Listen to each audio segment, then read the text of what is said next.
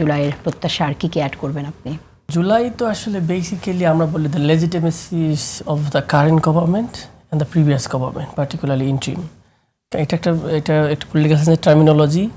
পাওয়ার আপনার যে কেউ হোল্ড করতে পারে, কিন্তু বৈধ এবং অবৈধ। আপনি শেখ হাসিনাও কিন্তু প্রাইম মিনিস্টার ছিল, কিন্তু আপনি তাকে লেজিটিমেসি দেন নাই। সো লেজিটিমেসিরও দুইটা স্টাইল। একটা হচ্ছে আগে আমরা গড, আগে দেখবেন রাজারা বলতো যে গডের son of the God, because সে লেজিটিমেসি ক্লেম করতো গডের মাধ্যমে, যে গডের যেহেতু সাথে আমি আছি সুতরাং আমাকে তোমরা সাপোর্ট করো। আর ডেমোক্রেটিক সোসাইটিতে পিপলের লেজিটিমেসি লাগে। সো এখানে আমাদের এখনকার গভর্নমেন্ট পিপলস ওরিয়েন্টেড, এবং এই পিপলসটা আসছে জুলাই পরবর্তী এবং জুলাইয়ের আকাঙ্ক্ষা থেকে। এখন আসে জুলাইয়ের আকাঙ্ক্ষাটা কি? জুলাই আকাঙ্ক্ষাটা কি এক্স্যাক্টলি? জুলাইয়ের আকাঙ্ক্ষা আমার কাছে মনে হয়েছে নাম্বার 1 হচ্ছে আমাদের দেশ স্বাধীনভাবে চলবে। কেসারেন শেকড় থেকে শিখরে, মানে আমাদের এক্সটার্নালি আমরা কারো দ্বারা কন্ট্রোল না। আমরা কিন্তু এই জন্য বলছি দিল্লি না ঢাকা। Why it's? এর মানে হচ্ছে আমার দেশের রাজনীতি কন্ট্রোল বাই দিল্লি। আমার দেশের পররাষ্ট্রনীতি আপনি চিন্তা করেন, 3টা পত্রিকাতে আমরা দেখলাম, আমি আনন্দবাজার দেখলাম, এনডিটিভি দেখলাম, তারেক রহমান কেন মালয়েশিয়া এবং চায়না গেল, ইন্ডিয়া বাইপাস করে আগুন জ্বলে শুরু হয়ে গেছে। তার মানে তাকে সেলিউট করে শেখ মুজিবের মতো আগে লন্ডন থেকে আগে নামতে হবে ইন্ডিয়াতে, তারপর বাংলাদেশে আসতে হবে। You understand? যে তারা কিভাবে বাংলাদেশকে দেখতে চায়, তাদের চোখ দিয়ে দেখতে চায়। তো জুলাই আমাদেরকে এটা রিগেইন করা শিখেছে, রিক্লেইম করা শিখেছে। আমরা ইন্ডিপেন্ডেন্ট একটা নেশন, আমাদেরকে আমরা স্বাধীন ফরেন। এটা হচ্ছে এক্সটার্নাল। ইন্টারনাল আকাঙ্ক্ষা হচ্ছে রেজিস্ট্যান্ট টুয়ার্ডস অথরিটিজম, মানে কোনো ধরনের স্বৈরাচারী জিনিস চলবে না এখানে। দেশটা কারো বাপের না। খেয়াল করে দেখবেন, সবাই একটা বাচ্চা দিলে তোর বাপের না যে তুমি ইচ্ছা মতো দখল করে খাবা। এটা জনগণের। এটা you have to, we will ask the question. কোন কোয়েশ্চেন করবো? উই ওয়ান্ট জাস্টিস, মানে everything we have to justice থাকতে হবে। এটাকে সাম্য বলি, আমরা বলি সাম্য, মানবিক মর্যাদা, যেটাকে আপনি 3টা যদি বলেন, বৈষম্যহীনতা, সব জায়গায় জাস্টিসের সিস্টেমটাকে প্রিভেইল করতে হবে। এটাকে আপনি মানবিক মর্যাদা দিয়ে। আরেকটা হচ্ছে আমি কিছু মনে করি, সেটা হচ্ছে রেসপেক্ট কালচার ইন পলিটিক্স। আপনি দেখেছেন কিনা, আমরা এত আশা করতাম এই সময় যে খালেদা জিয়া এবং শেখ হাসিনা যদি একসাথে বসতো একটু, মানে মানুষের খুব বেশি চাওয়া ছিল না যে তোমরা একটু এইরকম, মানে এমনভাবে মানুষের টর্চার আচরণ করে যে মানুষ না, এরা অমানুষের মতো আচরণ। এই রেসপেক্ট কালচারটা কিন্তু সোসাইটি থেকে নাই হয়ে গেছিল। পার্লামেন্টে দাঁড়ালে মানে 1 ঘন্টা থাকতে দেয় না, এমনভাবে বিরোধী দলকে ট্রিট করা হইতো, বিরোধী দল এমন করতো যেন মানে কোনো রকম কনস্ট্রাকটিভ হইতো না। রেসপেক্ট বোধের মিনিমাম জায়গাটা ছিল না। হ্যান্ডক্যাপ পরায় নারী পুরুষ খুবই অত্যাচার করা হয়েছে। সো এটা একটা বিষয়।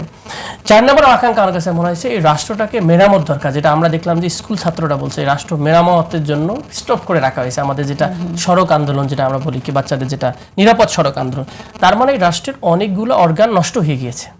কারণটা কি? দলীয়করণ, নানা রকম করে করে করে এটাকে নষ্ট করে। সেটাকে রিফর্মটা জরুরি ছিল। This is the one of the, আমি বলবো আকাঙ্ক্ষা বলবো।